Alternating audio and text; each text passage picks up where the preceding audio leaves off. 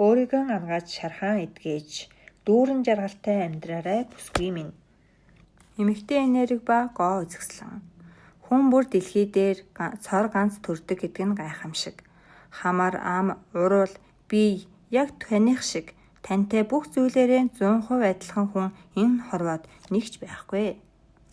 Эхрүүдийн хувьд хүртэл гадаа төрөх, адил байвч дотоод зүрх сэтгэл, мэдрэмжгээд ямар нэг хэмжээсээр тэд бие биенээсээ өөр. Мөн хүн бүрийн өөрийн гэсэн гоо сайхантай төрдөг. Бүсгүй хүн бол энэ ертөнцийн чимэг. Бүсгүй хүмүүс бид өөрсдөө байгласаа л гой сайхан зүйлс дурладаг. Сайхан бүхнээс таашаал авахар бүтээгдсэн хүмүүс. Өөртөө гоо сайхан байдлаас маш их аз жаргал, урам зоригийг мэдэрдэг тийм л хүмүүс. Бүсгүйчүүд бид энэ ертөнцийн гоо үзэсгэлэн танин мэдих аяллаа өөрсдөөсөө эхлэх хэрэгтэй. Өөрөөр хэлбэл хамгийн түрүүнд өөрийнхөө гоо үзэсгэлэнгээ танин мэдэх хэрэгтэй.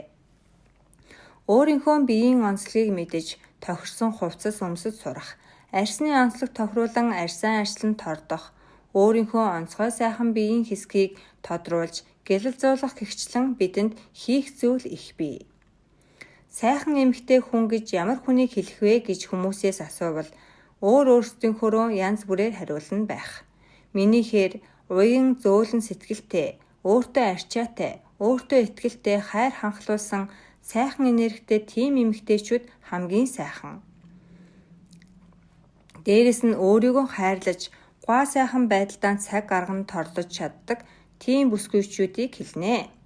Франц хэлэн Жоли Лейд гэдэг хиллэг байх бөгөөд энэ нь өөрийгөө байгаагаар нь хайрлаж, өөртөө итгэх тухай юм билээ. Дэлгэрүүлбэл би өндөр нуруутай юу, намхан нуруутай юу, том хамартай юу, жижиг хамартай юу, миний нүд давхраатай юу, давхраагүй юу гэдгээс үл хамааран би өөрийгөө хайрладаг гэсэн утгатай үг юм билээ. Надад бол үнэхээр гоё үг санагдсан. Бид яг л ингэж өөрсдийгөө хайрлах хэрэгтэй.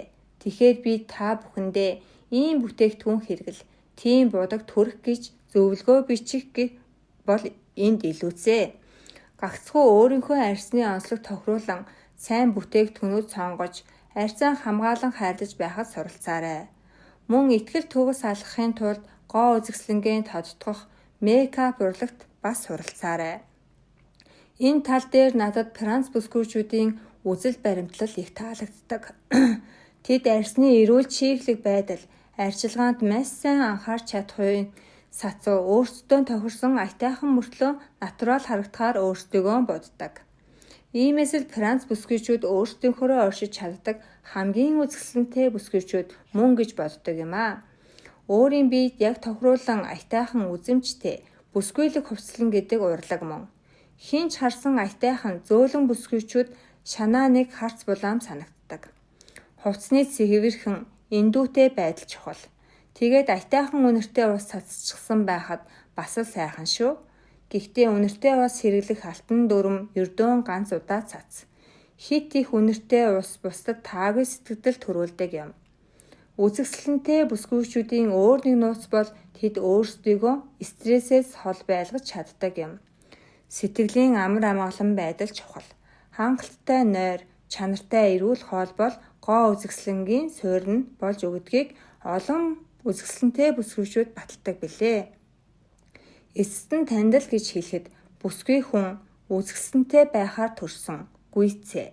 Бүсгүй таны гоо сайхан байдал бол хүч мөн. Энэхүү ном нь Гульдэ өөрийн зохиолчийн Эмэгтэй энерги гэсэн номын хэсгээс байлаа. Энэхүү ном нь сайхан нээлттэй хийсэн ном байгаа. Та бүхэн маань уншихыг хүсвэл авч уншаарай. Үнэхээр гоё ном байлээ. За тэгээд миний хийсэн бичлэг таалагдсан бол subscribe, like дарахаа бүү мартаарай.